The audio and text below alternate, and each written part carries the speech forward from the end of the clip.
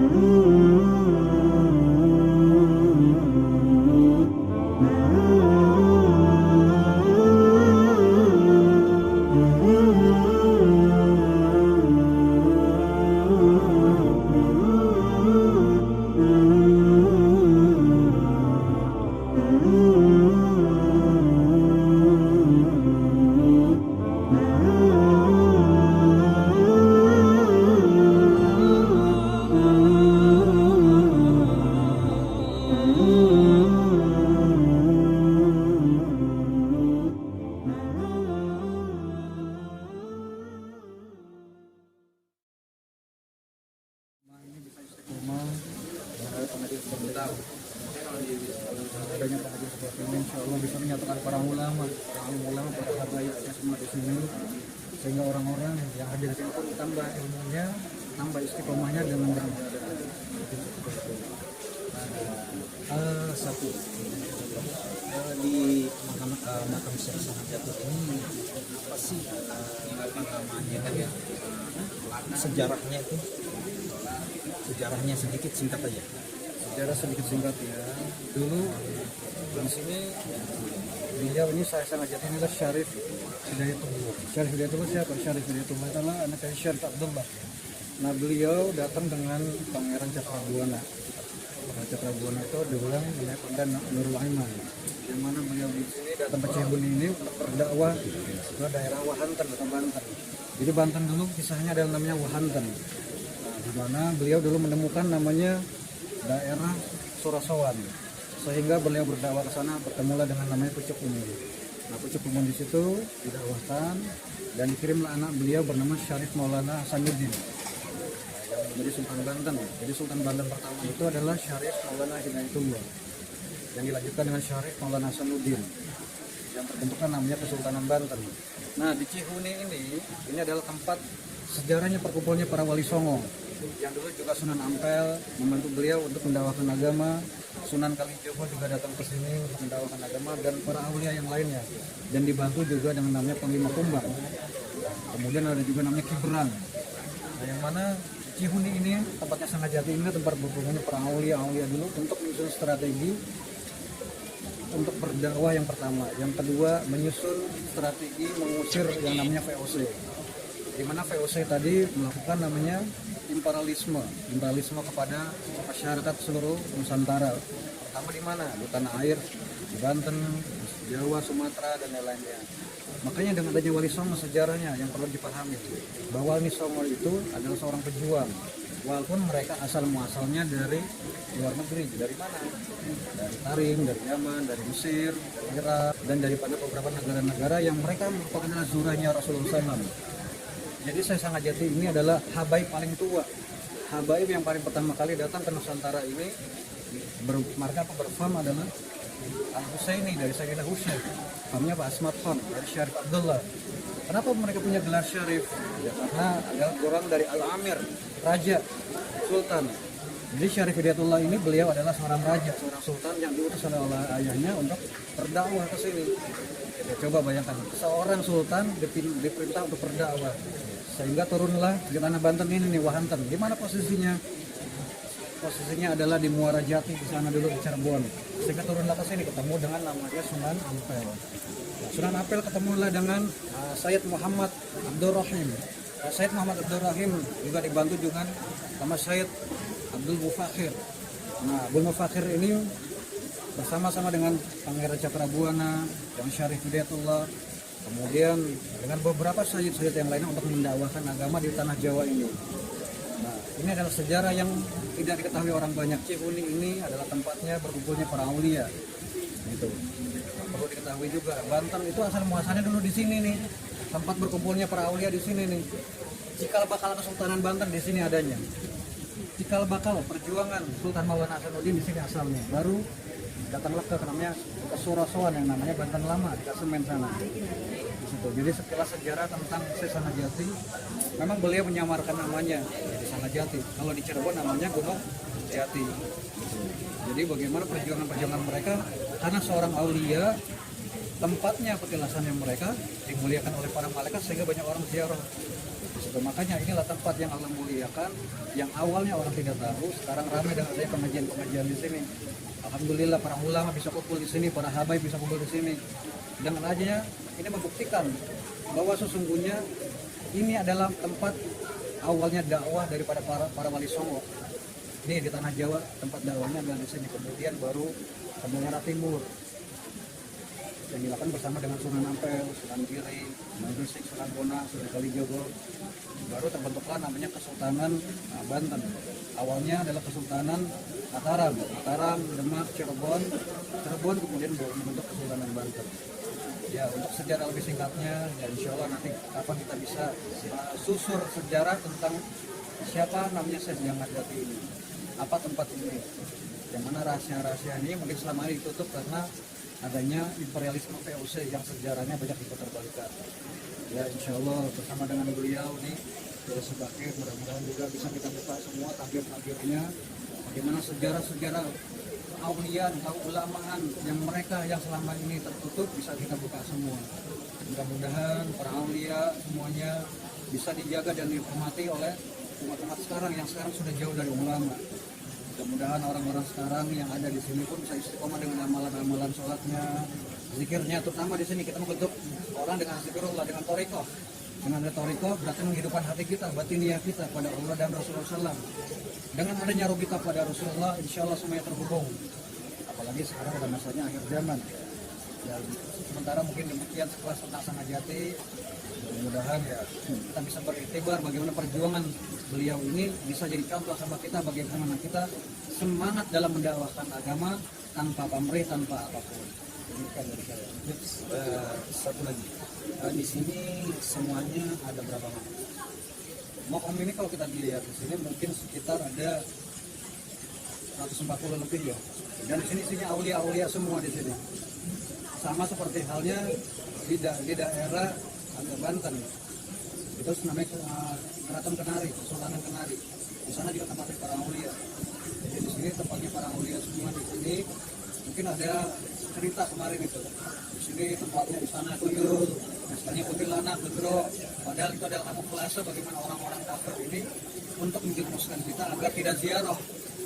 Dan orang-orang yang senang membid'ah-bid'ahkan bahwa ziarah itu bid'ah, tahlilan bid'ah, itulah yang kita harus hati-hati.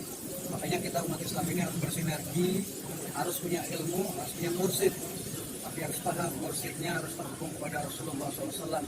Karena silsilah keilmuannya harus jelas tentang apa yang disampaikan juga harus dasar ilmunya, bukan hanya sekedar ilmu dari internet, dari buku, tapi harus ada mursyidnya. Ya. Seperti halnya di mana di Cirebon sana. Mudah-mudahan di sini bisa ada pondoknya nanti. Kita berdoa ya. Mudah-mudahan di sini ada pondoknya, masjid sudah ada, bisa istilah besar Jumat di atas juga. Dan orang-orang di sini bisa taat pada Allah semua. Kita doakan mudah-mudahan orang-orang Nasoro bisa pada masuk Islam lewat sengaja ini. Untuk infrastruktur, insya Allah nanti mudah-mudahan ke depannya bisa lebih baik lagi. Untuk makam teman itu, tempat sama Jati, nanti insya Allah kita takir, kita rapikan selayaknya teman aulia yang lainnya. Jaga marwahnya, tapi harus jauh dari yang namanya klinik. Jangan sampai disangkut pautkan dengan klinik, karena banyak orang bikin konten tentang klinik. Orang bikin konten bahwa sesungguhnya di sini tempat istana yang lain-lainnya. Ini ada tempatnya aulia. Untuk lahan ini apakah sudah disertifikasi sebagai wakaf atau gimana? Ada kekurangan? Untuk tanah ini adalah bagian tanah yang memang termasuk dari cagar budaya. Nah, cagar budaya di sini tinggal dari pihak pemerintah yang bersinergi dengan Sumarekon di sini untuk menjaga kelestarian budaya. Ini ada cagar budaya memang harus dilestarikan. Untuk masalah tanah ini ya wakaf adalah wakaf memang dari asalnya. Dulunya ini adalah dasarnya ini tanah dari pihak siapa itu? Allah. Siapa? Nah, itu Kesultanan Banten asalnya sebenarnya. Apakah ada hambatan tentang lahan ini? Ya untuk lahan ini ya mudah-mudahan ada jalan terbaik semuanya ya. Sekarang secara fakta dan nyatanya mereka sudah memberikan lahan ini dengan baik tuh. Tembok-tembok sudah tinggi-tinggi semua, lebih cantik, lebih indah kan. Di situ mudah-mudahan parkiran di depan di situ bisa nanti lebih baik lagi. Dan jemaah di sini bisa banyak lagi untuk istiqomah menghadiri majelis zikir seperti ini. Insyaallah. Kalau ketika hadarat, ketika orang bisa melihat apa yang terjadi di sini, mungkin nangis. Orang nggak akan bisa ngomong ketika ada di sini. Ketika orang mukasyafa, dia melihat apa yang ada di sini, nggak bakal pulang dia. Dia akan terus minta berkhidmat di sini. Begitu. Jadi sesuatu yang memang sekarang baru dibuka tabirnya, dulu belum, sekarang terbuka. Ini pembangunan ini udah berapa lama? Ini masih baru semua. Ini baru semua ya, enggak. Makanya start awal waktu pembangunan gazebo ini masjid itu sejak 2022 atau setelah COVID? Jadi pas COVID. Jadi ceritanya ketika pembangunan ini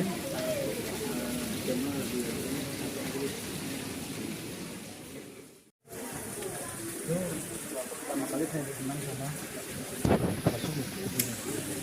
Itulah asalnya sudah bisa membangun. Maksud ini bukan tabir, zuriahnya ini. Saya sendiri sebenarnya nggak mau ini, tapi minta dari beliau. Pas saya kembali ke sini, alhamdulillah terwujud. Cuma bilang sama Ustaz Vicky, bikin terus kalau gitu. Bikin dari mana, Bik? Bikin aja udah. Pada 7 tahun yang lalu masih gugup.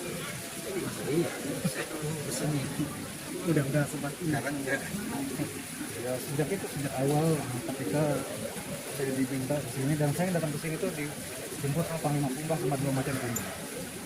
Awalnya saya kan ngajar di Sawarna itu, baru pulang. Tapi saya bawa pulang dari Sawarna, saya bisa capek gitu kan. Saya datang di depan, pas saya buka pintu gitu, kamu siapa? Saya Panglima Kumbang, diperintah sama Syarif Hidayatullah suruh datang. Syarif Hidayatullah mana? Syarif Hidayatullah yang ada di Sengaja. Sengaja itu siapa? Syarif Hidayatullah. Udah beliau manggil saya Kanjeng. Kanjeng datang ke sana. Ditunggu di sana. Akhirnya malam itu saya datang. Ketika saya datang pas acara itu, acara haul di sini. Acara haul di sini ternyata. Jadi saya nggak tahu di sini adalah acara haul. Tadinya diminta datang ke sini cuma acara pengajian aja gitu aja, acara pengajian. ketika datang ketemu sama namanya Abah Suud. Sama Abah Suud juga semuanya diceritain. Sebagian orang tuh lagi duduk di situ, beliau kan duduk di sana tuh. Terus sama orang nih Nuriahnya ini Nuriah aslinya ini. Meninggal, menyampaikanlah ke beberapa orang di situ. Saya bilang, Abah saya bukan siapa-siapa gitu. Ya, saya hanya netikin itu. Habib hadir kalau bisa kemudian di sana, insya Allah saya hadir. Ya Abah Suud itu yang rumahnya Belikitnya area Awang sekarang. Abah Suud itu.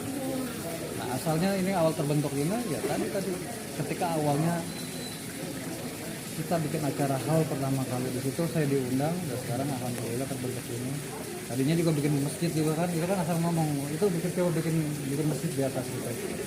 Alhamdulillah bikinnya sampai nawatona bikin masjid, bikin ruko juga sini nih sampai nawatona.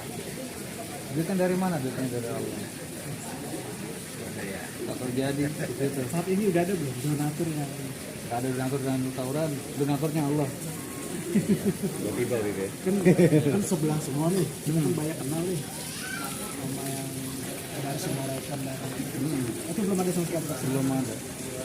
Insya Allah ya. Kalau dulu mau digusur kan nih sama Sumarek. Maksudnya seperti itu yang saya takutkan, ada nggak sampai sekarang ini mereka itu ingin meratakan atau menggusur atau Ya kalau sekarang mereka meratakan, kenapa adanya ini tutupan? itu kan bagus sih ya. Ini temboknya aja berapa miliar tuh, Afik yang tahu tuh. Bagus banget. Berarti kan harus dilanjutkan kan pembangunan ini. Harus dilanjutkan. Saya berharap di sini ada pondok tuh sebelah sana tuh di gunung. Gak usah besar-besar. Kita bikin pondok di sana.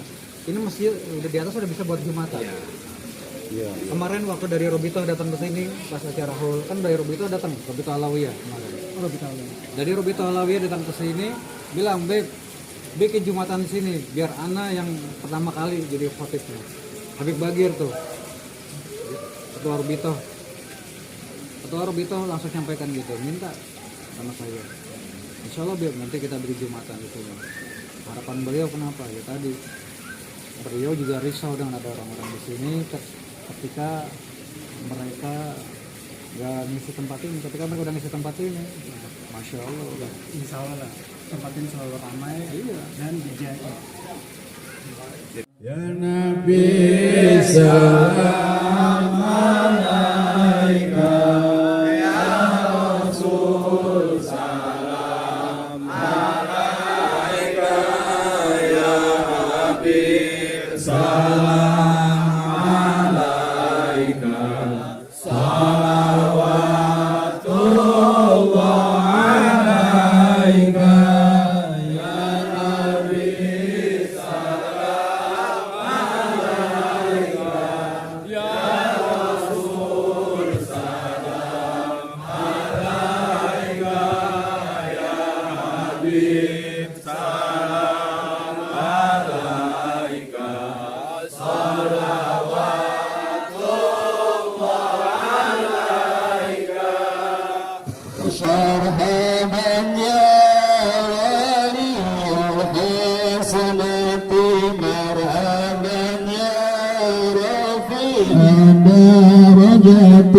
Marhaban marhaban ya nur al-aini, marhaban marhaban jadal Husaini, marhaban kafir anni ya dhunuba, marhaban waghfir anni sayyiati, marhaban ya nur al-aini, marhaban jadal Husaini, indana sabna hamir wa tadawri jituhu Muhammad marhaban sallallahu alaihi wasallam, marhaban sallallahu ala Muhammad marhaban صلى